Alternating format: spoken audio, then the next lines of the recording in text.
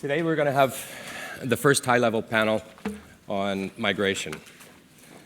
And I appreciate the fact that you are interested in this topic. It's not one that is directly related to the normal discourse we have on resilience, but undoubtedly one of the key drivers of both prosperity in cities and, to a certain extent, straining the capacities of cities to function.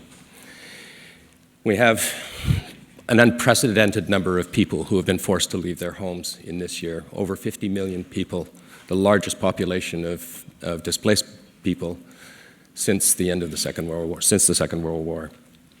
But today what we want to talk about are the challenges to cities that are facing unprecedented numbers of forced migrations or in-migrations. We want to talk a little bit about the resources that are available to cities around the world. And we want to expand the dialogue to talk not just about issues related to forced migration and the challenges of cities around the world, but migration in general. And so if I could just quickly introduce to you the panel, and I will ask them to give a short introduction of their programming and their ideas, and then we'll have a bit of a discussion directly with each of the panel members and try to do that relatively quickly, get the main concepts across as quickly as we can, and come to the more important part of this high-level panel, and that is the opportunity for you to engage with the panel members here and talk a little bit about your perspectives on this topic. So without any further ado, let me please introduce you to the Mayor of Barcelona, Señora Ada Colau.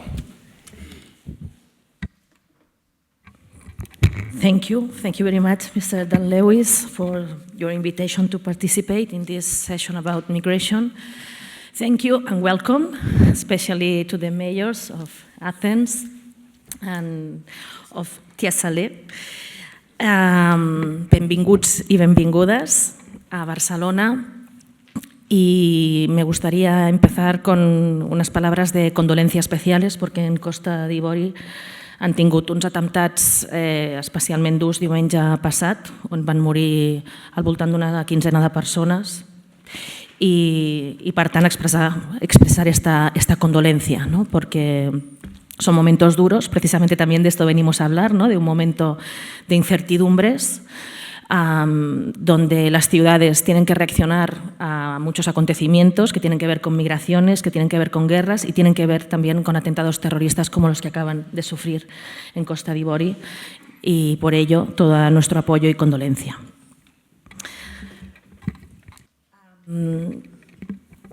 Pasamos ya al tema y la idea era hacer una introducción breve al tema para que luego puedan haber sobre todo preguntas y debate, que seguramente sería lo más enriquecedor, ¿no? Hoy nos planteamos la cuestión de la migración, de las migraciones masivas y de los desplazamientos de personas solicitantes de refugio y de asilo. Como se manifestaba ya en la presentación de esta mesa, lo que no podemos hacer es seguir cerrando los ojos ante las terribles crisis humanitarias que nos rodean en el planeta, ¿no? Lo que sería irreal sería seguir pensando de forma únicamente local, ¿no? Como si pudiéramos vivir aislados del mundo. Eso sería no solo probablemente inmoral, no solo no sería justo, sino sobre todo sería irreal y no sería pragmático, porque nuestro planeta es nuestra única casa real, porque nuestro planeta sufre crisis constantes, ¿no? Y eso genera efectos que, si no somos capaces de anticipar, pues evidentemente van a hacer que las cosas sean cada vez más complicadas, ¿no? Y eso lo estamos viendo claramente y dramáticamente ahora mismo en Europa, ¿no? donde muchas ciudades hemos empezado a alzar la voz porque nos encontramos con unas políticas europeas que pretenden hacer eso, ser irreales, ¿no? Y cerrar los ojos a la evidencia, ¿no? Pretenden negar que haya millones de personas que si arriesgan su vida y se lanzan al mar o caminan miles de kilómetros bajo condiciones inhumanas, evidentemente no lo hacen por capricho, sino porque no tienen opción, ¿no? Estas personas llegan a Europa y van a seguir llegando, y se está demostrando por muchas vallas, por muchas fronteras, por muchos Frontex que se hagan, ¿no? Y si nos resistimos a esta idea, si tenemos miedo, si nos cerramos como Europa, lo único que vamos a hacer es complicar la situación. Vamos a ser, por un lado, como está pasando ya, cómplices de graves violaciones de derechos humanos, y vamos a ser directamente cómplices, por ejemplo, de las mafias que hoy se están lucrando en la costa de Turquía para traficar con personas. Pero además de ser cómplices, vamos a ser víctimas de nuestras propias políticas europeas, porque la propia situación en Europa se va a complicar aún más. Si en lugar de destinar los esfuerzos, los recursos económicos, políticos, humanos, sociales, a ver cómo podemos acoger lo mejor posible a estas personas que, insisto, llegan y van a seguir llegando, si en lugar de destinar nuestros esfuerzos a hacer la mejor acogida posible, los destinamos a intentar resistirnos a lo evidente, no solo no estaremos reaccionando de forma adecuada, sino que nos estaremos complicando aún más la vida y estaremos dando pie a situaciones de mayor conflicto también dentro de nuestras fronteras, como lamentablemente ya estamos viendo estos últimos meses en distintos países europeos, ¿no? Nosotros como Barcelona, desde que empezó la crisis humanitaria, alzamos la voz, como muchas otras ciudades. Barcelona tiene una gran tradición de la que nos sentimos muy orgullosos, los ciudadanos de Barcelona. Tenemos una gran tradición de ser una ciudad solidaria, de ser una ciudad con conciencia global, de una ciudad de paz, de derechos humanos, ¿no?, que ha participado tradicionalmente, históricamente, en muchísimas redes de solidaridad, no solo como ayuntamiento, sino, insisto, el conjunto de la ciudad, ¿no?, la ciudadanía organizada, las ONGs, muchísimas redes de solidaridad organizadas por la propia ciudadanía. Y esta tradición nos obliga, ¿no?, y nos interpela, como nos interpeló ya en la Guerra de los Balcanes, cuando Barcelona se movilizó, ¿no?, para solidarizarse con Sarajevo, como nos interpeló también cuando la injusta guerra de Irak y Barcelona se convirtió en una ciudad de referencia en el mundo con movilizaciones masivas, diciendo que lo que estaba ocurriendo en Irak era cosa nuestra, ¿no?, y que exigíamos la paz y no la guerra, igual que en esas ocasiones, con las horribles, insoportables, inmorales, vergonzantes imágenes que nos llegan de las personas muriendo en nuestro mar Mediterráneo, aunque no sea en la costa de Barcelona, pero es nuestro mar Mediterráneo, del que también nos sentimos responsables, ¿no? Y cuando llegan esas imágenes de niños, niñas, ahogándose, madres, padres, abuelos y abuelas, alzamos la voz junto con otras ciudades y decimos no en nuestro nombre. No en nuestro nombre. Estas políticas europeas no nos representan y exigimos un cambio inmediato en las políticas europeas, por humanidad, por moralidad y ética, pero también, insisto, por pragmatismo y por realismo, porque las políticas europeas hoy son irreales. Dicho esto, más allá de las declaraciones, hay que actuar, ¿no? Hay que actuar. Y en Barcelona inmediatamente interpelamos al Estado español, porque hoy sabéis que en la Unión Europea son los Estados quienes tienen las competencias en materia de derecho de asilo y de refugio. Desgraciadamente, el Estado español ha sido de los más insensibles a esta cuestión, se ha negado a cumplir con sus obligaciones. Una vez más, no estamos hablando solo de moralidad y de ética, que también, pero estamos hablando de obligaciones jurídicas. No estamos hablando de que el Estado español, igual que todos los Estados europeos, tienen obligaciones jurídicas de atender el derecho de asilo, ¿no?, de cualquier persona que solicite asilo. Y hoy el Estado español, igual que otros Estados y en general la política europea, con algunas excepciones, porque no todos los países afortunadamente han respondido igual, unos han sido mucho más solidarios y responsables que otros, pero desgraciadamente el Estado español no ha sido el caso.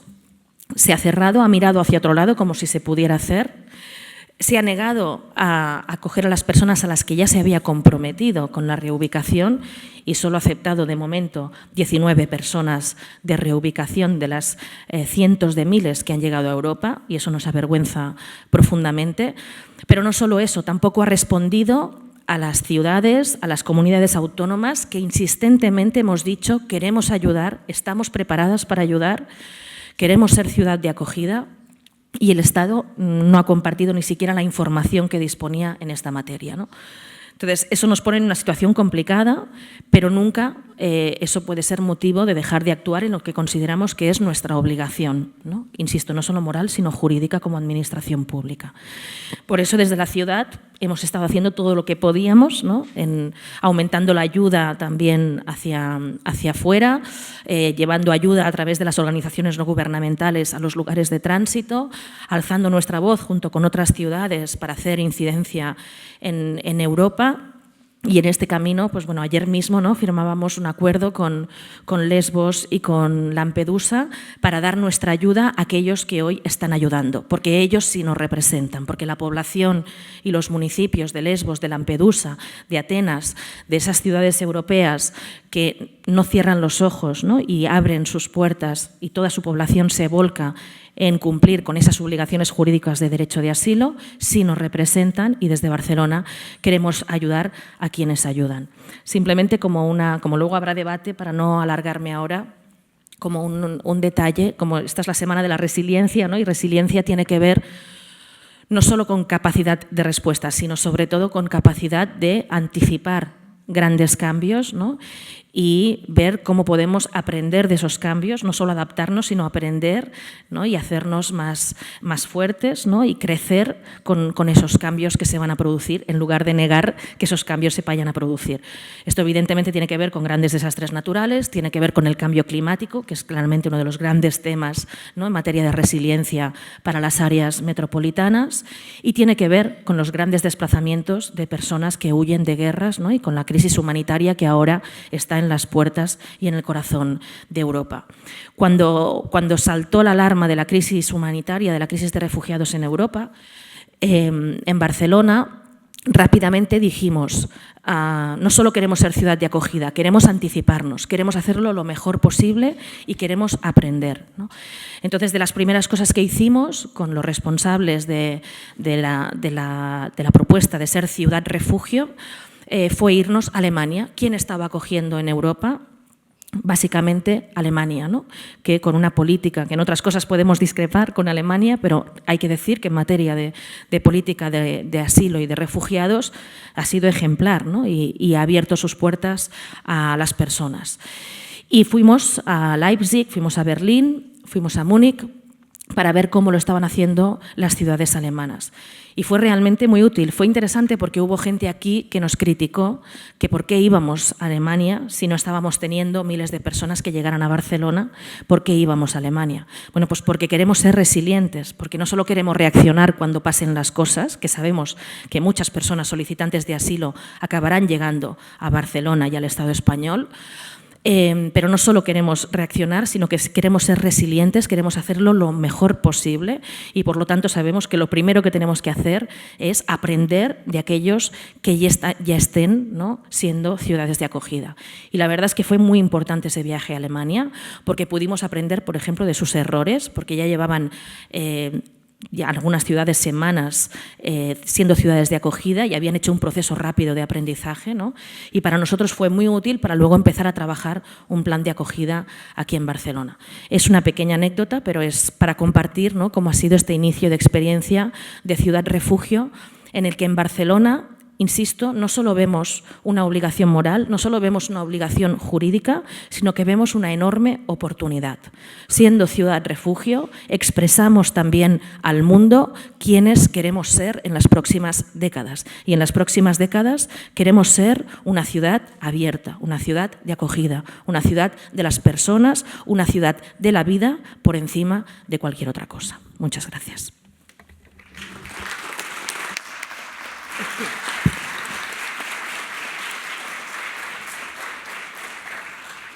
Thank you very much, Mayor Colau. An incredibly rich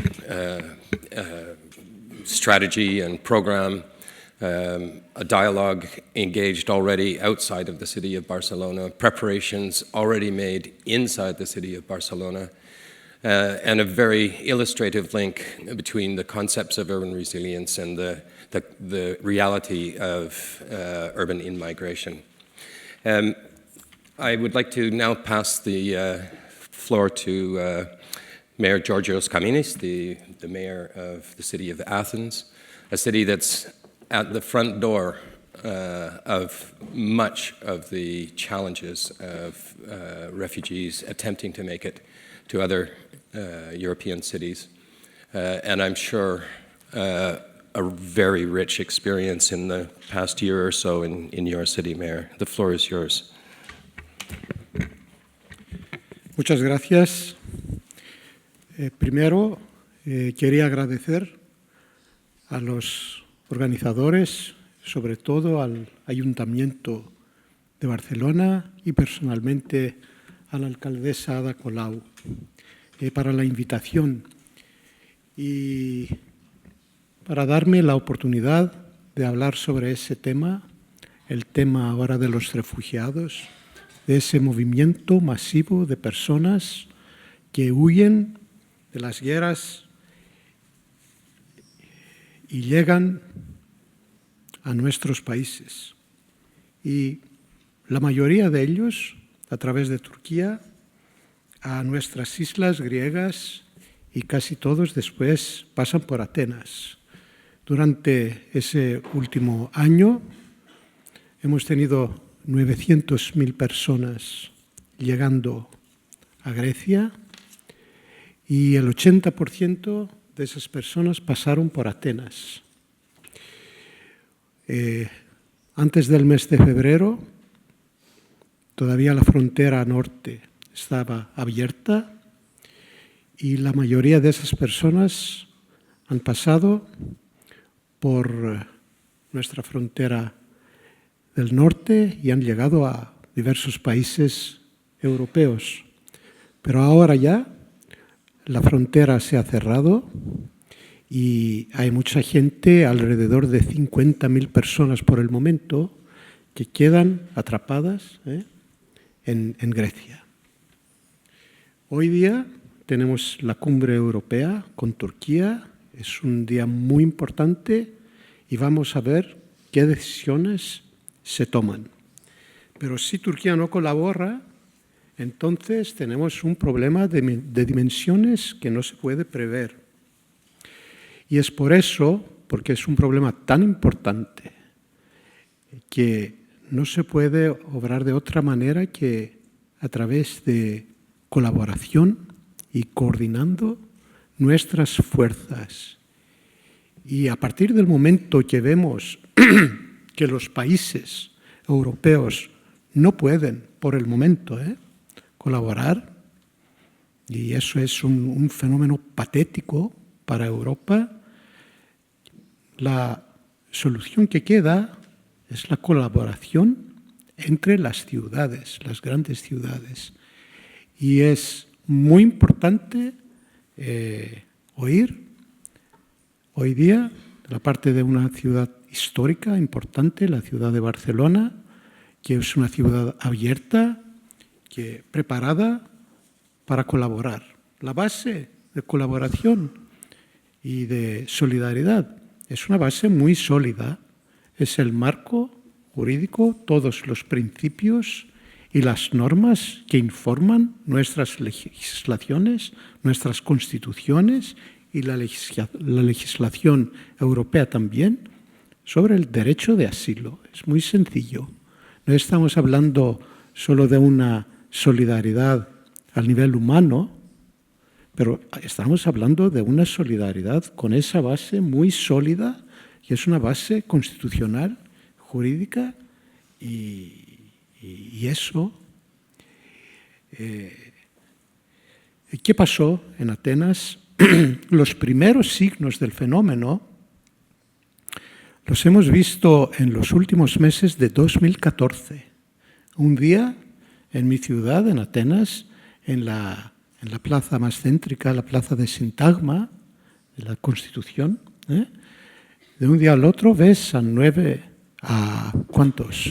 600 personas, familias de Siria, ahí. que están ahí y fue una desgracia que el Estado griego es tan impotente y que durante 3 semanas esas personas se quedaron ahí y después de mucho esfuerzo el municipio, la ciudad de Atenas, junto con organizaciones no gubernamentales, llegamos a ofrecer alojamiento y protección a esas personas. Y los signos eran claros, lo que iba a pasar. Entonces, cuando llegan masivamente a partir del mes de agosto esas personas a nuestras islas y se dirigen a Atenas, lo primero que hicimos en Atenas era ofrecer espacio para crear el primer campamento. Fue el primer campamento de todo el país, de 700 personas, y ahora ya ha llegado a una capacidad para 1.800 personas. Y es claro que muchas de esas personas van a quedarse en Grecia. Algunos para los años siguientes y muchos entre ellos para siempre. Y tenemos que estar preparados para el tema de integración en nuestra sociedad de esas personas.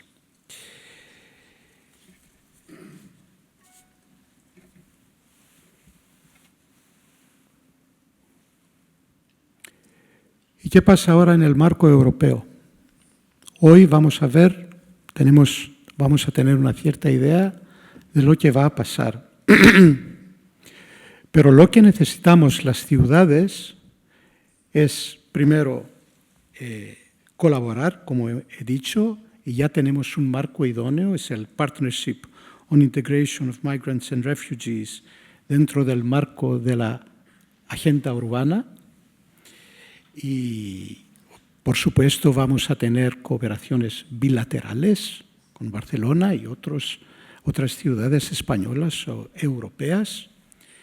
Y es muy importante también recibir directamente en las ciudades los fondos europeos para prepararnos, el resto de las ciudades y Atenas, para conseguir su trabajo, porque por el momento ya es un intento, es un proyecto de grandes dimensiones, y es por eso que ya hemos empezado a trabajar junto en Atenas con las Naciones Unidas.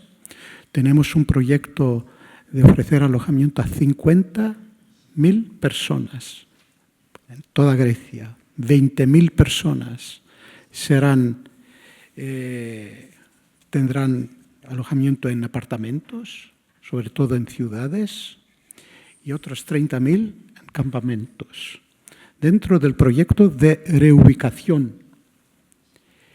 Y es por eso esos números ya me parecen que no son realistas. Vamos a recibir seguro muchas más personas. Y eso quería terminar aquí, subrayando ese tema de colaboración y de crear sinergias entre las ciudades europeas. Y quería agradecer a todos por su atención. Muchas gracias.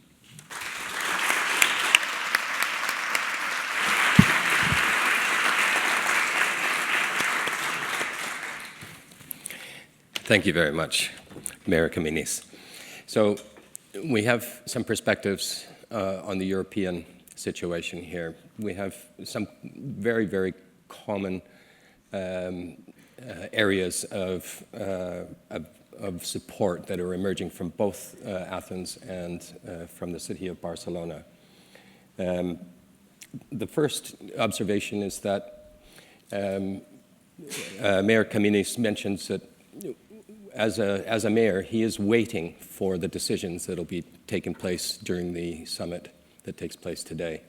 I think that this points to one of the key issues related to the European migrant crisis, which is the fact that the cities are not there. They're not at the table. They're not part of the discussion. They're not part of the decision-making process. However, ultimately, will be the institutions that will be charged with the responsibility of delivering the legal and moral obligations of the state eventually. We expect as many as 80 or 90% of the refugees who are eventually admitted into Europe to end up in cities throughout Europe. And it's not inconceivable that the mayor of Barcelona would demand an immediate change in European policy, and perhaps part of that change would involve the kind of dialogue that you're not having right now with the States and with the European Union. Okay, we want to take you a little bit away from the European migration situation right now and take you to another part of the world where in 2010, the country of Côte d'Ivoire underwent a very tragic and violent period during which millions of people were displaced. And they were displaced across borders, but they were also displaced internally. And one of the places where many people came to is the city of Tiesale, which is a little bit north of the capital city of Abidjan. And we're very pleased to have Mayor Sylla Soweihilo here to talk to you a little bit about the situation as it is in Côte d'Ivoire, but also the situation as it is and his challenges in terms of accepting internally displaced populations in Côte d'Ivoire and Tiesale. Mayor Soweihilo, the floor is yours. Merci. Avant toute chose, je voudrais vous remercier pour l'hommage que vous avez rendu aux victimes de la Côte d'Ivoire, les victimes des attentats terroristes que nous avons connus en Côte d'Ivoire malheureusement, qui est devenu un fléau mondial pour lequel il faut que tout le monde se lève, pour se battre contre le terrorisme dans le monde. Je tiens vraiment à vous dire merci pour cet hommage. Je voudrais, permettez-moi de partager l'expérience de la Côte d'Ivoire. Vous le savez, la Côte d'Ivoire a connu deux grandes périodes en termes de migration. D'abord, la première période de 1960, des années d'indépendance jusqu'à 1990, la Côte d'Ivoire a connu les effets bénéfiques de la migration. Donc, une terre d'accueil où vous avez toutes les richesses naturelles ou peu de population. Donc, les gens sont arrivés de partout, du Burkina Faso, du Mali, du Ghana, du Bénin, pour travailler, pour s'installer et développer la richesse. Donc, de 1960 à 1990, nous avons connu ce qu'on appelle le miracle ivoirien, ce qui a permis à la Côte d'Ivoire d'être premier producteur mondial de cacao dans le monde, et troisième mondial de café. Et aujourd'hui, nous sommes premier mondial de caoutchouc, d'anacade. Donc, il faut dire que c'était une période faste. Et après, à partir de la crise mondiale économique que tout le monde a connue dans les années 90, et avec l'arrivée du multipartisme, le vent du multipartisme, nous avons connu la seconde phase, qui est malheureusement la phase aujourd'hui que nous regrettons aujourd'hui, et avec le sentiment que les Ivoiriens, à un moment donné, ont développé le sentiment d'être envahis par les étrangers, compte tenu de la crise. Et donc, certaines personnes ont commencé à être catégorisées. Vous savez que la Côte d'Ivoire est un pays de peuplement où tout le monde est arrivé de partout. Je prends un exemple. Le premier président de la République, le président Félix Houphouët-Boigny, appartient à un groupe ethnique qui vient du Ghana. Le président actuel, Alassane Ouattara, appartient à un groupe ethnique qui vient du Burkina Faso. Le président Gbagbo Laurent appartient à un groupe ethnique qui vient du Libéria. Donc tout le monde est venu de partout pour s'installer en Côte d'Ivoire. Et compte tenu de la crise, certains Ivoiriens ont commencé à catégoriser d'autres Ivoiriens, les traitants d'étrangers. Ce qui a provoqué, c'est que vous savez, d'abord la rébellion que nous avons connue en 2002, parce qu'une bonne partie de la population du Nord se sentait exclue. S'il fallait se battre pour pouvoir préserver leur dignité. Ça a entraîné ce que ça a entraîné. Et jusque dans la crise de 2010, après les élections. Les élections que le président sortant a refusé de reconnaître sa victoire, sa défaite, et qui a entraîné une crise qui nous a envoyé jusqu'à près de 3000 morts. Alors, il faut dire que nous avons connu effectivement, à partir de cette période-là, la migration.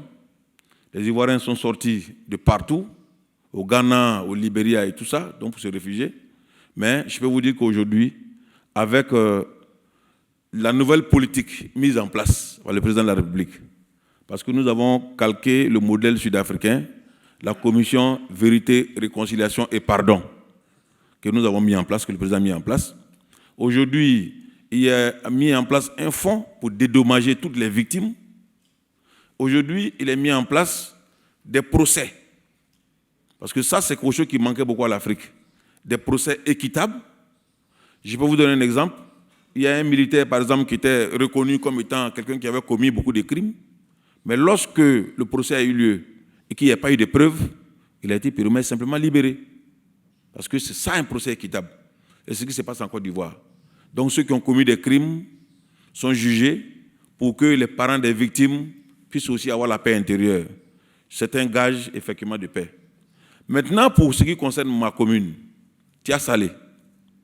D'abord, Tia Salé est une terre d'immigration déjà depuis sa position géographique, parce que nous sommes entre Abidjan, la capitale économique, et Yamoussoukro, la capitale politique, à 100 km de distance. Et nous avons une terre fertile où, aujourd'hui, Tia Salé est aujourd'hui la zone qui produit le plus de cacao en Côte d'Ivoire. Nous avons 2 fleuves. Nous avons notre situation de carrefour et du coup, ça a entraîné effectivement le flux des populations chez nous. Qui a fait qu'aujourd'hui, à Tia Salé, l'intégration est tellement réussie qu'il y a eu des mariages entre des gens qui viennent de Burkina Faso, des gens qui viennent du Mali et des Ivoiriens, ce qui fait que Tia Salé a été totalement épargné de la crise de la xénophobie. Parce qu'il y a un mélange qui a été fait dans la population, ce qui nous a valu d'être appelé la cité de la symbiose en Côte d'Ivoire. Ce qui nous a valu aussi d'être choisi par les Nations Unies comme la ville pilote pour les OMD. Donc Tia Salé, depuis 2005, a été choisi comme la ville pilote des OMD parce que nous développons tous les gages de stabilité, d'intégration et de développement. Maintenant, il y a eu des effets positifs, mais à côté, il y a aussi des effets aussi négatifs. Parce que la crise que nous avons connue, la population de Tia Salé est passée de 45 000 à plus de 50 000. Parce que et toutes ces personnes qui sont arrivées, 80% se sont installées définitivement. Donc du coup, toutes les infrastructures sont dépassées. Il n'y a plus assez d'écoles, il n'y a plus assez de centres de santé. Nous avons même connu le mois dernier une violente manifestation parce que l'eau potable, aujourd'hui, ne suffit plus pour tout le monde. Malheureusement, les petites collectivités que nous sommes, nous n'avons que nos petits moyens pour pouvoir faire face à tout cela. Donc voici l'une des conséquences aussi de la migration du côté de Tia Salé. Donc, pour vous dire qu'à tous les niveaux, en Côte d'Ivoire, nous avons connu deux phases. Il y a la phase positive et il y a la phase négative. Donc, qui ont entraîné ce que nous avons connu. Alors donc, voilà un peu ce que j'avais à vous dire concernant l'espérance de Tia Salé. Je vous remercie de votre attention. Merci.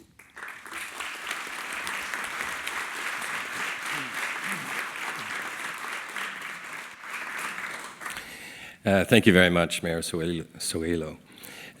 Okay, moving now from the issue of direct migration and the reaction and experience of mayors in cities that are addressing or preparing or in the midst of addressing and dealing with migration and migrants. I'd like to turn the floor now to Mr. Joseph Pep Roig, the General Secretary of United Cities and Local Government, to talk a little bit on behalf of the networks of local governments that UCLG represents globally, and some of the programs that UCLG is initiating in relation to the question of urban in-migration. Pep, the floor is yours.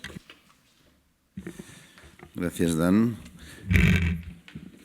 Déjeme empezar por decir que la organización de la que soy secretario general, si resumimos su nombre, se llamaría Ciudades Unidas, que creo que es más significativo y se entiende mejor, y es como una reacción de los gobiernos locales y regionales para dar su voz a nivel internacional y, de alguna manera, hacer llegar nuestra voz a Naciones Unidas.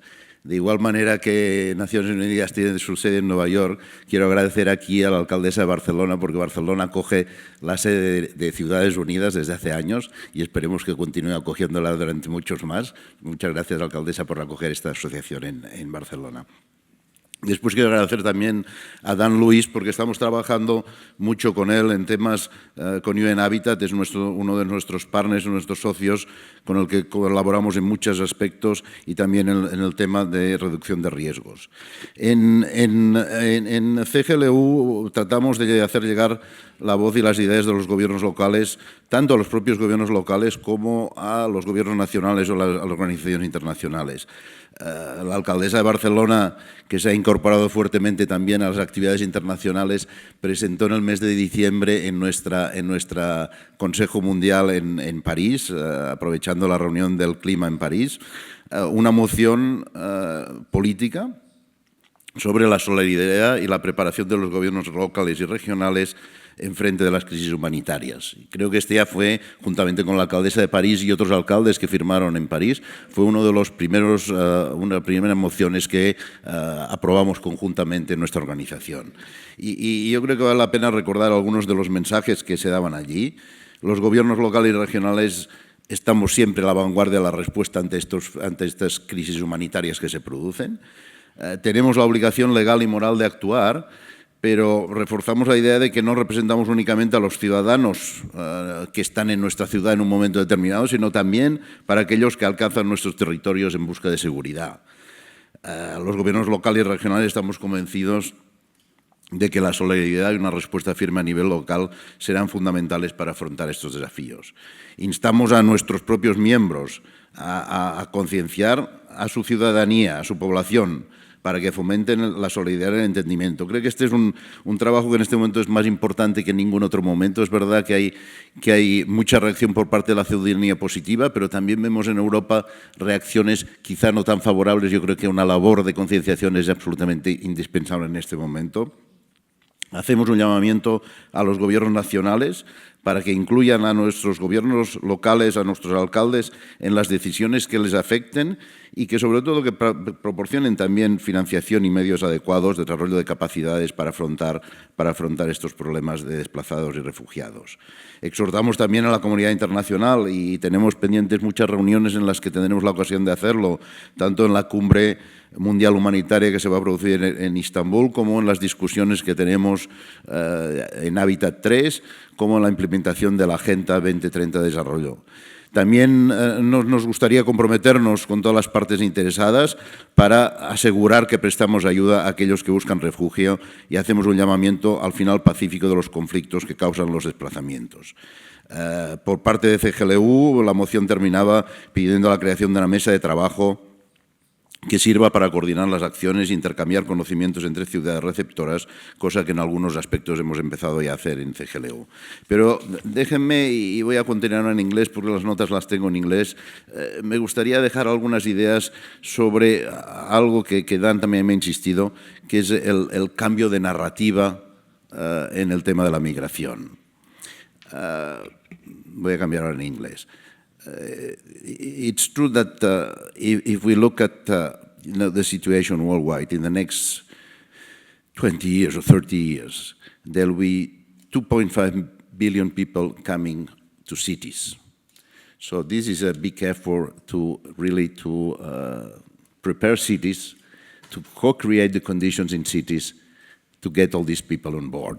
So I think that the first thing we have to do is to realize that migration is not only a question of Europe in this moment, but it's happening everywhere for many different reasons. I have sometimes the feeling that we are thinking that this is an exclusive movement in Europe right now, but labor, migrants, refugees, rural-urban migration, international migration, climate migration is happening everywhere. And I think we have a wider responsibility than right now here in Europe. So I think that the change in narrative is a very important issue. Migration and mobility are often portrayed and perceived as a threat and a burden of the local communities rather than an opportunity and benefit. This is a contradiction with reality, since migration has always a very positive impact on the receiving society by fulfilling the needs in terms of labor, economic and scientific development and innovation, business development and culture. Cities should foster a positive and respectful approach to migration, allowing all parts of society to realize and experience the benefit of migration for communities and leading a strong and inclusive and coherent city population. It's important to work for the social inclusion and cohesion of the city to all its inhabitants, including migrants. And urban administration can clearly implement direct measures to include immigrants on the very local level, in neighborhoods, in the schools, in the labor market, in housing, in healthcare, in public spaces. It's true that there are some priorities that are in a kind of emergency, so we have to react very quickly to the emergencies. We have to provide basic services as housing, healthcare, food and subsistence. We have to coordinate local and regional and national levels to better repartition of flows in function of the capacity of the hosting. We have to support also the NGOs, and we have to inform citizens and ensure social cohesion. To do that, we have marked some of the needs we have: financial support for temporary infrastructure of hosting, human resources to handle the large number of arrivals, better coordination systems with local and regional, national and supranational levels, and tools for implementation social cohesion in crisis situation. But I would like also to mention that this is a mid and long-term strategy, and we have to be prepared for that also at the local level. There is a whole agenda for activities on the mid-long terms, and I think that on that sense we have to look at the basic services and the basic activities that we are already giving to our inhabitants. We have to focus on that also for our immigrants. That's true that we will have an obligation, I think, and then we have started already that in the case of UCLG. Probably I have time later to explain a little bit on a program that we are doing on the Mediterranean. But I think that it's important to exchange the best practices and peer learning that is going on in these activities. So let me finish just on one point, that we are always saying that we are trying to bring the voice of local governments to international level. I was thinking that probably the best idea I've heard, the best example I've heard on that was the mayor of Lampedusa, that in an intervention that we had at the Vatican, the Pope, who you know is very active on social issues, invited some months ago to around 60 mayors from all over the world. And the mayor of Lampedusa was there. And I remember, you know, one of the main message she gave is, then the most striking thing for her is when the people were arriving on boats there, she said, the thing that struck me the most is that the young kids that were on those boats, they had been through the Mediterranean. There was not a single cry, an absolute silence of all the kids there that had been through this terrible process. So sometimes I think I have the feeling that in Europe we are crying too much and not listening to the silence of those people going around the Mediterranean. Thank you.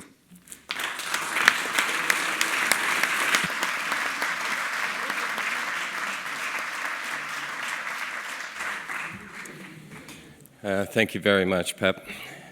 Okay, so we have a very rich layer of experience from these mayors.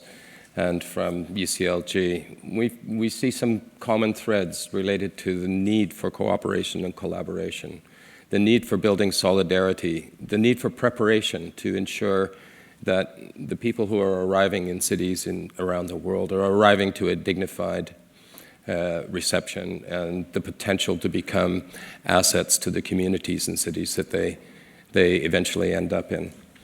The mayor of Athens raised the point that they're preparing for long-term hosting of refugees in Greece, in Athens, and in Greece in general. And this is a very important point. For those of you who are working or have worked with UNHCR, you'll know that in the early 2000s, UNHCR increased its planning horizon for addressing the plight of cross-border displacees from 9 to 17 years. Last week, during a preparatory conference for the World Humanitarian Summit, I spoke to a UNHCR colleague who informed me that they had now increased the planning horizon in UNHCR from 17 to 25 years. Okay? This is a very, very significant point. The people who invest, who flee, who invest their resources, who end up in second or even third countries as a result of forced displacement, in general, are there for the long term. And we need to prepare for that. You need to prepare for that. And the cities around the world who are ultimately hosting refugees and those who are hosting displaced populations inside their own countries need to understand that in general, the likelihood of people settling and staying for the long term is very high. I think I'll try to open up the floor for a conversation now between those of you in the audience and the mayors and the Secretary General for UCLG right now. Would anybody like to start, or would you like me to pose you a question? Please, can we just get one of the microphones down here, and could you tell us who you are, and you may pose your question to anybody at the front table here.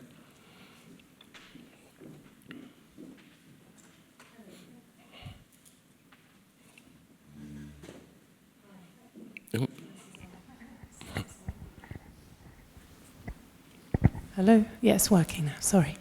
My name is Megan Rowling. I'm a journalist. I work for Thomson Reuters. I would like to ask the mayors. Dan, you mentioned that there is a lack of voice, a lack of a place at the table for mayors when it comes to high-level policy, European Union, even perhaps at the national level. I don't know. I was just interested if the mayors could tell us what would be the most useful things that could be done that would give you a bigger voice in national and regional debates on migration and people coming into cities. Would you start, Mayor Colau? Thanks. Bueno, o sea, está claro, ¿no?, que en grandes temas se está viendo que las ciudades son el territorio de la respuesta inmediata y a largo plazo. Es decir, se pueden tomar grandes decisiones a nivel de Estados, a nivel de Unión Europea, a nivel de Naciones Unidas, pero finalmente esas decisiones donde seguro que se tienen que concretar es en las ciudades, ¿no? Entonces, lo que no tiene sentido es tomar grandes decisiones sin contar con las ciudades, ¿no? O sea, lo que es increíble es que todavía hoy tengamos que pedir que se tenga en cuenta a las ciudades para grandes decisiones que, para que tengan un buen resultado, serán las ciudades quienes lo tendrán que implementar. Eso como planteamiento general, ¿no? Luego, en concreto, ahora en Europa, lo podemos ver muy bien, este planteamiento general, en el tema de la crisis de los refugiados. Lo hablábamos con el alcalde de Atenas, ¿no? Atenas y Barcelona contactamos, queremos colaborar y, por ejemplo, ahora Atenas tiene un volumen altísimo de personas solicitantes de asilo, donde como todavía no se ha acabado de resolver cuál va a ser la política europea, además se han cerrado fronteras y Barcelona podría estar acogiendo a algunas personas. ¿Por qué no podemos hacer un acuerdo entre ciudades de reubicación de personas, evidentemente cumpliendo con protocolos adecuados, no solo consensuados entre las ciudades, sino que pueden ser compartidos en el ámbito europeo? Pero ¿por qué no puede haber esa colaboración entre ciudades para hacer esa reubicación que todos sabemos que se tiene que hacer, pero que en la burocracia europea se va retrasando y retrasando, y mientras las ciudades, ¿no?, estamos aquí, Atenas, Barcelona, al lado, con ganas de colaborar, pero impedidos por, en este caso, ¿no?, la burocracia? Ese sería un ejemplo.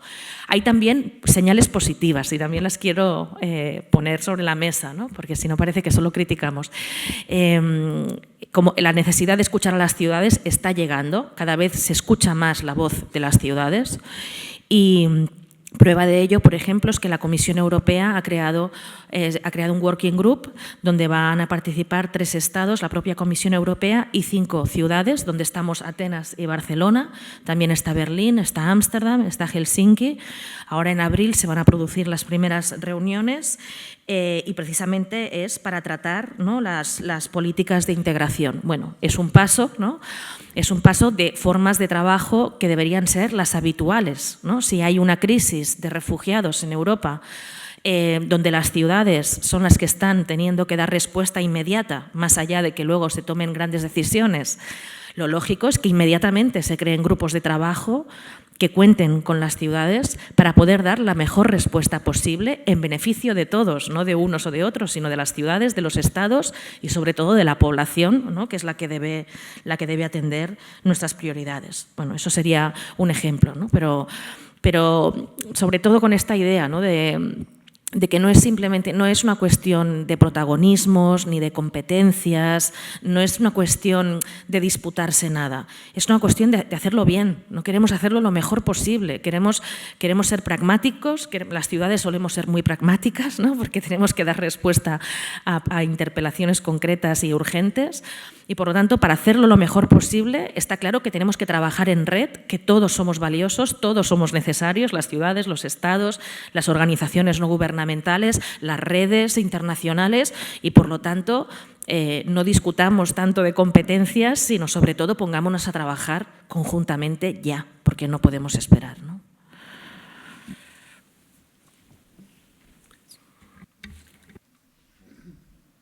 Gracias. La alcaldesa lo ha dicho casi todo, ¿eh? No tengo nada que añadir, pero solo quería insistir en el aspecto de la proximidad a la sociedad. Nosotros en Atenas, y a causa de la crisis, ya tenemos lazos muy fuertes con la sociedad, no solo al nivel de protección social, pero estamos muy próximos a la gente, a las organizaciones no gubernamentales, tenemos nuestras redes y entonces podemos comunicar a la gente lo que pasa, pedir solidaridad y dar el ejemplo cómo se hacen las cosas. Nuestra flexibilidad y proximidad a la sociedad es un argumento muy importante para eso, para desarrollar un papel importante sin reivindicar ni protagonismos ni nada de eso. Gracias.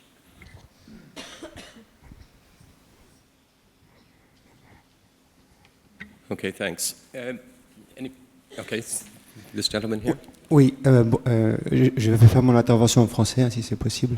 Jérémy Foss de l'association Éco-Union de Barcelone, on travaille sur les aspects environnementaux en mer Méditerranée.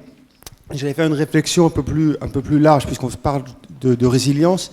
Et effectivement, je crois qu'on est tous convaincus ici qu'il faut apporter des solutions techniques, sociales à la crise des réfugiés, hein, pour arrêter ce qu'on voit tous les jours dans les journaux et dans la vie réelle. Mais quelque part, faut-il pas anticiper les risques qui apparaissent dans les pays comme l'Allemagne, par exemple, qui a accueilli de nombreux réfugiés, en France aussi, en Grèce évidemment, en Italie, en Côte d'Ivoire aussi, on l'a vu. Le rejet postérieur possible de la population civile qui peut se sentir parfois déplacée, qui peut ne pas comprendre et avoir des conflits entre l'obligation d'accueil et la réalité sociale. Et alors la question c'est que font les villes pour travailler sur cet aspect qui est aussi de résilience, mais peut-être plus culturel, pour éviter ce qui se passe et ce qu'on a vu la semaine dernière en Allemagne, ce qu'on voit régulièrement en France, donc ces rejets, ces montées d'extrémisme en parallèle parfois avec ces crises humaines et politiques.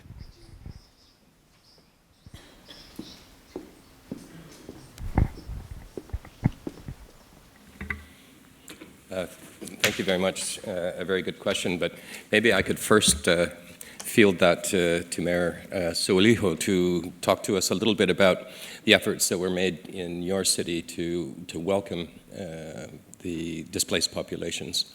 And we can move to the other mayors as well to talk a little bit about this idea of the sensitization of communities and the efforts that cities are undertaking to mitigate and minimize the potential for conflict as a result. Yeah.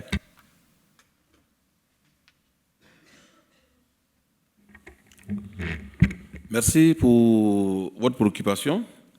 Nous avons, avec la vision de l'Afrique, essayé quand même de préparer quand même une petite approche, comme vous l'avez dit, pour pouvoir anticiper. Pour nous, nous pensons qu'il faudrait d'abord que les villes du monde essaient vraiment d'avoir cette solidarité-là pour pouvoir créer toutes les conditions comme solution pour pouvoir mettre fin aux guerres et aux conflits qui engendrent les déplacements massifs vers les populations qui fuient les zones de guerre. Et puis, il faut aussi établir des règles et des principes internationaux équitables, améliorer la gouvernance dans les pays d'origine des migrations, veiller à la création et une meilleure distribution des richesses dans les pays d'origine, réussir aussi la mise en œuvre des objectifs de développement durable, les ODD. Et voilà, donc nous pensons que avec tout ce que cela engendre, on a dit déjà qu'il y avait d'abord des conséquences, mais il y a aussi des effets positifs. Il y a des effets positifs aussi de la migration. Parce que ici, par exemple, vous avez comme effet, par exemple, c'est aussi des sources d'enrichissement et de partage mutuel de savoir et de connaissances. Vous avez aussi des gains substantiels, tant pour les pays d'origine que des pays d'accueil. Et puis vous avez aussi comme gain des sources d'inspiration et de réflexion pour de nouvelles formes de stratégies de développement et de promotion humaine. Et puis le tout est qu'elles soient appréhendées, réfléchies et savamment mises en œuvre sur le plan global. Je vous remercie.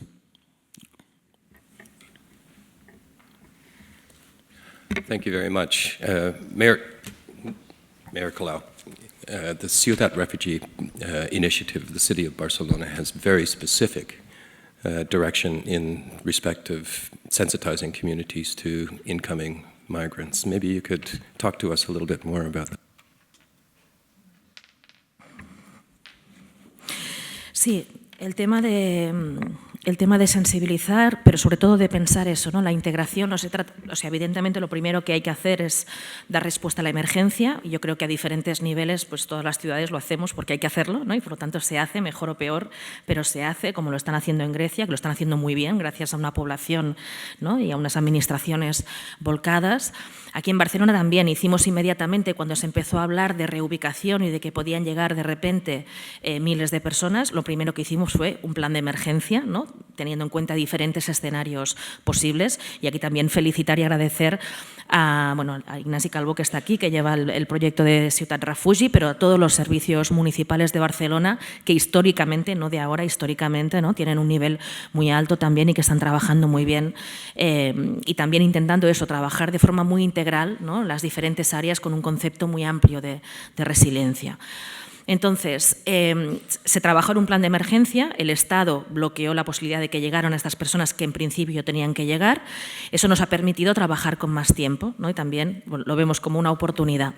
Antes comentaba que de las primeras cosas que hicimos fue viajar a Alemania, porque era donde en un primer momento estaban llegando más personas refugiadas, ¿no? Creo que fue un gran acierto y de hecho ahí aprendimos cosas que ya estamos aplicando ahora en Barcelona, ¿no? Y que tienen mucho que ver con el tema de la integración, porque efectivamente las administraciones alemanas, en concreto el Ayuntamiento de Leipzig, nos dijo que al poco tiempo habían detectado que esa era la clave, ¿no? Que, por ejemplo, cuando llegaron miles de personas refugiadas, la ciudad se volcó en intentar hacer que se sintieran seguras, ¿no? y acogidas, pero creó muchas acciones específicas para las personas refugiadas, solo para las personas refugiadas. Y eso, al cabo de poco tiempo, se vio que no era bueno. No era bueno porque aislaba, ¿no? Señalaba todavía más la diferencia de esas nuevas personas y hacía más difícil que hicieran el tránsito a convertirse en vecinos y vecinas de la ciudad. Entonces, rápidamente cambiaron a actividades de deporte, culturales, de todo tipo, de convivencia, de acompañamiento de las personas locales a las nuevas personas que llegaban, ¿no? Para quedarse quizás para siempre en la ciudad, ¿no? Y dejaron de, o sea, más allá de la emergencia, de que evidentemente tienes que habilitar un espacio para que la gente duerma y tenga las necesidades cubiertas, pero en cuanto fue posible empezaron a hacer actividades, ¿no? Otro tema muy interesante que vimos en Leipzig y que ya lo hemos aplicado también aquí hemos empezado también a recibir, no han llegado miles de personas de golpe, pero sí que se ha triplicado el número de personas solicitantes de asilo. Nosotros hemos reforzado nuestros servicios de atención y colaboramos evidentemente con las organizaciones no gubernamentales que se dedican a este tema. Y conjuntamente con la Generalitat se decidió abrir un espacio de viviendas en un barrio de Barcelona. Bueno, pues gracias a la visita que habíamos hecho en Leipzig, supimos que lo primero que teníamos que hacer era, antes de que llegaran los nuevos vecinos, ¿no? Solicitantes de asilo, lo primero que había que hacer era convocar al barrio para explicarles: vamos a abrir un espacio y van a llegar personas y os necesitamos.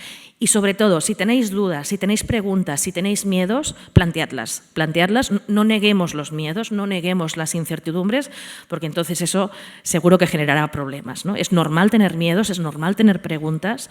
Eso lo vimos en Leipzig, por ejemplo, que en un barrio de clase media, pues hacían una convocatoria en una escuela donde habían centenares de vecinos que tenían muchas inquietudes porque habían escuchado muchos rumores, ¿no?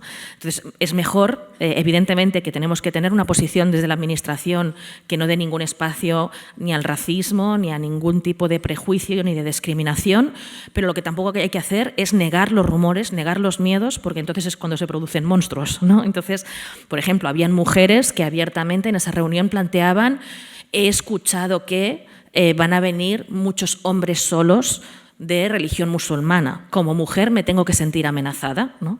Y estaba muy bien la respuesta de la administración local, en este caso del municipio de Leipzig, que decía: aquí hay una ley que no permite ningún tipo de discriminación sexual, ni de agresión sexual, ni de violencia por motivo de género. Y esa ley va a ser siempre inflexible con todo el mundo, con los locales y con posibles visitantes de fuera. Eso es lo que tenemos que hacer, tener normas claras, reglas claras, basadas en los derechos humanos, que se aplican siempre para todos por igual, en derechos y en obligaciones, ¿no? Y claro, por ejemplo, con el tema de la violencia sexual, ¿no? Ha corrido un montón de rumorología que ha criminalizado a estas poblaciones que vienen huyendo de la guerra y de la desesperación, como si no tuviéramos violencia sexual en Europa, por favor, como si no tuviéramos una sociedad patriarcal. Si en España tenemos decenas de mujeres asesinadas cada año sin que hayan venido personas refugiadas, ¿no? Entonces, evidentemente que tenemos los problemas de una sociedad patriarcal y hay que abordar eso con todas las personas, con las que llevan años viviendo aquí y con los nuevos vecinos que puedan llegar. Son problemas compartidos que tendremos que abordar de forma compartida.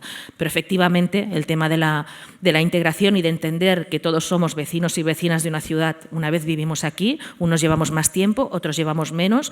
Lo que es muy importante es tener claro que queremos ser ciudad de acogida, ¿no?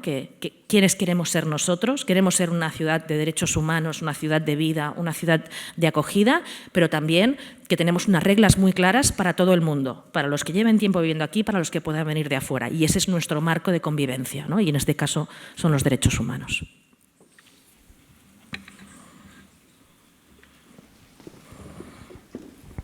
Okay, thank you very much. Pep, would you like to add anything to this conversation?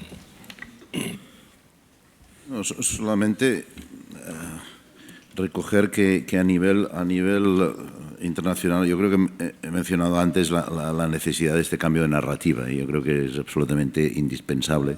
En el caso de nuestros esfuerzos a nivel internacional, yo creo que vale la pena mencionar todas las discusiones que se están teniendo en este momento con la nueva agenda urbana en Hábitat 3. Y creo que coincidimos con la alcaldesa Colau en que el concepto que estamos defendiendo, que no va a ser fácil de defender, pero que es el concepto de derecho a la ciudad, que de alguna manera recoge el concepto incluso de derechos humanos a nivel de ciudad y por lo tanto que no se puede diferenciar entre los que ya están en la ciudad y los que llegan, sino que el derecho a la ciudad es un derecho que afecta a todos. Y no solamente esto, sino que después requiere responsabilidades también. Nosotros estamos defendiendo la idea de que la ciudad la estamos creando entre todos y que, por lo tanto, ha de haber no solo colaboración entre gobiernos locales, regionales y nacionales, sino también algo que se ha mencionado antes aquí, yo creo por el alcalde de Atenas, la importancia de colaborar a nivel de la ciudad también con los movimientos sociales, con la sociedad civil. A mí me gusta llamarle casi más el sector plural, de alguna manera en contraposición al sector privado y al sector público, al sector plural, y también el trabajo con las empresas, que también yo creo que también es otro elemento que no podemos excluir. Es importante también que haya esta colaboración. Yo creo que cuando tomamos este concepto del derecho a la ciudad es un concepto realmente potente para cambiar las mentalidades y cambiar la actitud en las ciudades y, por tanto, creo que este es uno de los elementos claves de la nueva agenda urbana que tendríamos que defender entre todos.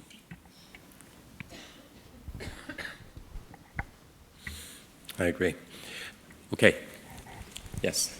Hola, buenos días. Soy Eva Buffy, directora del Centro PPP for Cities, o Public-Private Partnership for Cities, con sede en Barcelona, un centro entre las Naciones Unidas y la Escuela de Negocios IES, que tiene como objetivo, ¿no? Y creo que va un poco, mi intervención, ¿no? Sí que parece que estaba preparado con el señor Roig, ¿no? Porque quería sacar un poco, ¿no? a la luz, ¿no? O poner encima de la mesa la posibilidad de colaboración entre sector público y sector privado, no solo en el desarrollo de infraestructuras y servicios de forma habitual, ¿no? o programada, sino también a la hora, ¿no? de resolver o de ayudar a resolver situaciones de crisis, ¿no? como humanitarias como se están desarrollando, ¿no? Nosotros en el centro analizamos, ¿no? y debatimos cuáles son las mejores formas de colaborar entre sector público y sector privado en cada momento, ¿no? Y en estos momentos tenemos un debate que de hecho se plasmará el día 31 de marzo en Ginebra, en las Naciones Unidas, sobre esto, ¿no? Cómo hablar cómo pueden ser las formas en que el sector privado puede ayudar al sector público en estas situaciones, ¿no? Y aprovechando, ¿no? de que tenemos en esta mesa, ¿no? alcaldes y alcaldesas, ¿no? y representantes de asociaciones, quería preguntarles cómo ven, ¿no? aparte, ¿no? de que la empresa pueda colaborar en aportar ayuda humanitaria puntualmente, cómo pueden colaborar de forma sostenible a desarrollar soluciones para mejorar las situaciones que sus ciudades, ¿no? están viviendo. Gracias.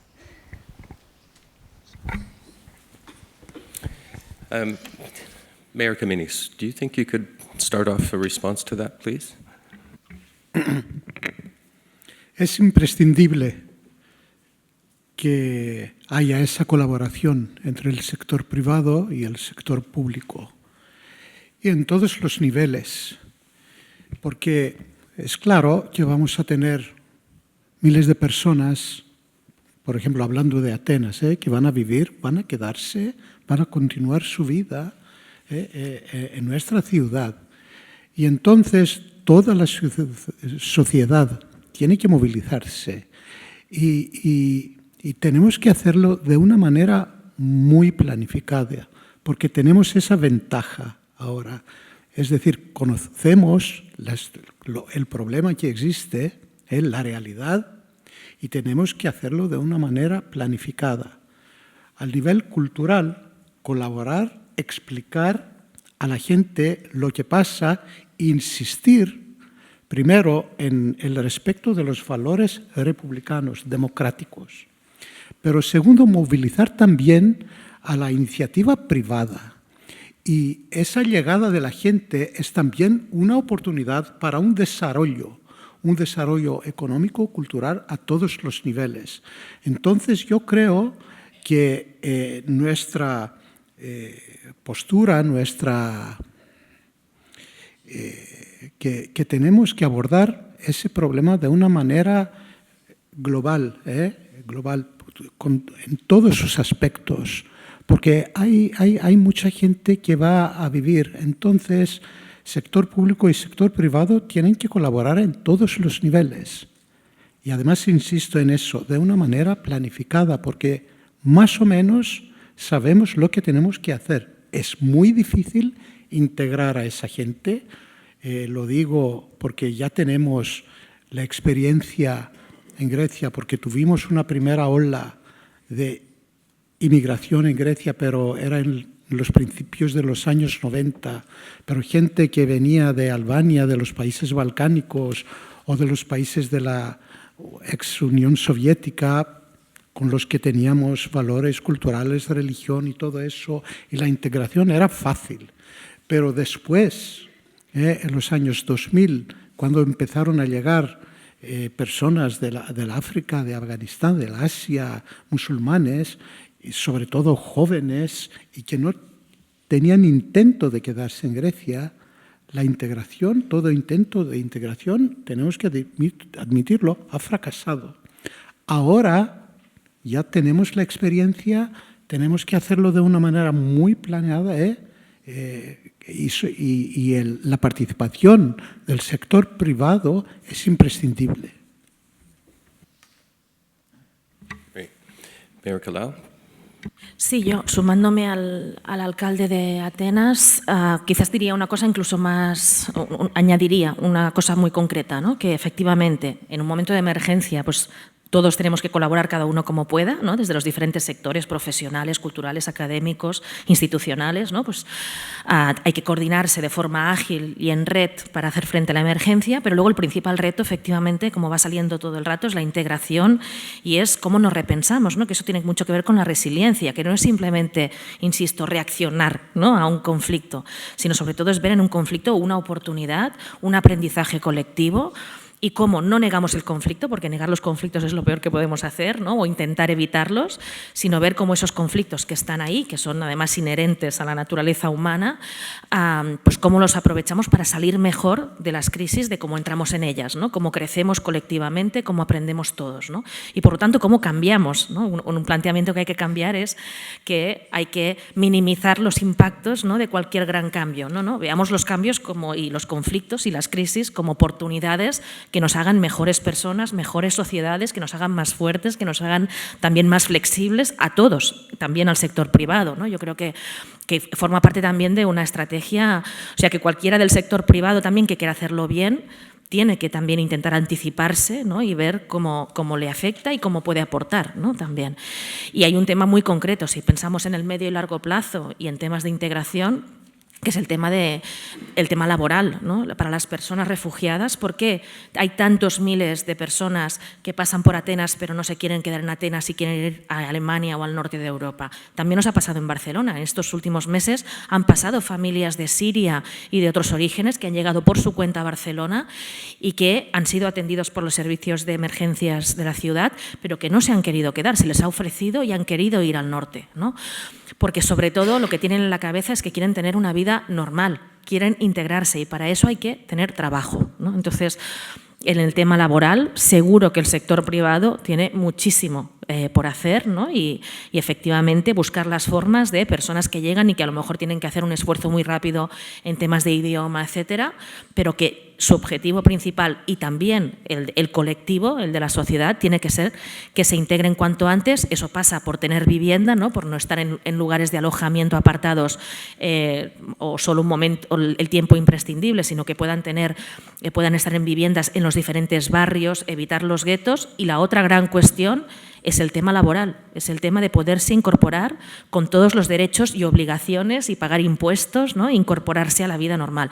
Y ahí también nuestra dificultad también es el tema de los estados que tengan las competencias exclusivas en reconocer a personas que se reconocen como solicitantes de asilo, que eso les dan derechos también laborales, a aquellos que no se reconocen. Nosotros también tenemos a muchas personas en la ciudad que son solicitantes de asilo, pero que no son reconocidas por el Estado como tales, Y eso hace que estas personas no puedan acceder a un trabajo regular, ¿no? Y también, igual que la aplicación de la ley de extranjería, que nosotros siempre hemos denunciado, que tenemos a miles de personas que quieren trabajar en la ciudad, pero que administrativamente no se les permite. Eso es un tema que hay que cambiar inmediatamente, porque el tema laboral, insisto, es esencial para luego poder exigir, ¿no?, también las mismas obligaciones y deberes a todos los ciudadanos por igual.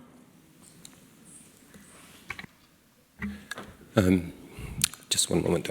I'd like to also ask Mayor Suelijo. This is a town in Côte d'Ivoire that relies heavily on agricultural production. As you heard, their economy is based on being among the largest producers of cocoa and avocados, and it's an area within which the private and public sector merge very, very closely in terms of the economic value. And I wonder, Mayor, if you could just say a few words about this concept of the plural sector. I think that this is a much nicer, much more elegant definition of how cities need to engage, not just simply public-private, but plural sector.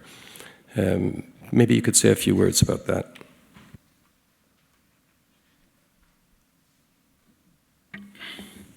Merci. Je voudrais aussi dire que pour ce qui concerne la problématique de la relation entre le secteur public et le secteur privé, il faut dire que nous avons la chance d'avoir aujourd'hui un président, le président Alassane Ouattara, qui est un président visionnaire, qui avait déjà très tôt mis en place, d'abord pour son premier mandat, un plan stratégique de développement. Alors donc, il prend en compte vraiment tous les secteurs privés. Et donc, il facilite avec des mesures vraiment d'allègement d'impôts, des mesures d'allègement de la création d'entreprises et faire en sorte que les entreprises se sentent vraiment très à l'aise dans le pays. Et donc, ce plan stratégique de développement qui tendait de 2011 à 2015 a été renforcé aussi avec le nouveau plan stratégique de développement de 2016 à 2020. Pour ma commune, très tôt, lorsque nous avons pris fonction, nous avons mis en place une plateforme secteur privé, secteur public. Et je vais vous dire que cette plateforme nous a beaucoup apporté parce que ça nous a amené à avoir des investisseurs. Vous savez qu'à Tia-Salé, le secteur qui est le plus porteur d'emploi est l'agriculture. Et donc aujourd'hui, nous avons la chance d'avoir plusieurs grandes plantations industrielles et puis donc qui ont engendré beaucoup d'emplois pour les jeunes. Et donc il faut dire que le secteur privé participe beaucoup par la création d'infrastructures et tout ça. Mais il faut dire que ce n'est pas totalement suffisant parce que, comme je vous l'ai dit, avec le flux de migrants qui continuent de venir sur nos terres, donc voilà un peu l'expérience de Tia-Salé pour dire qu'à notre niveau, en tout cas, tout marche très bien entre le secteur public et le secteur privé. Voilà.